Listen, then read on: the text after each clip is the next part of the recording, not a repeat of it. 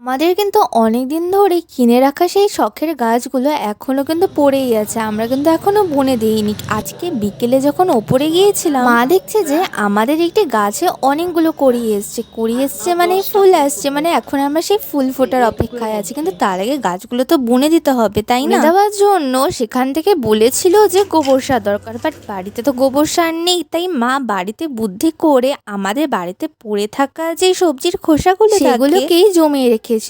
আর এই খোসা দিয়ে কিন্তু সারের মতো বানিয়ে গাছে কিন্তু দিয়ে দেওয়া যায়। আর এই খোসাগুলো কিন্তু ভিজিয়ে রেখে সেই জলগুলোও দেওয়া যায়। আমরা তো সেই আইডিয়াই বের করেছিলাম। আর মা এখানে বলেছিল বাদবাকি যতগুলো গাছ আছে সবগুলো নিয়ে আসতে। আমাদের কিন্তু সব গাছগুলো বুনে দেওয়া শেষ, বাট এখনো এগুলো কিন্তু সবকটিই ছিল ঘরোয়া উপায়ে করা সার। নর্মালি রাসায়নিক উপায়ে দেওয়া সারগুলোর থেকে কিন্তু ঘরোয়া পদ্ধতিতে তৈরি করা সারগুলো দেওয়াই আমার পক্ষে মনে হয় যে বেশি ভালো।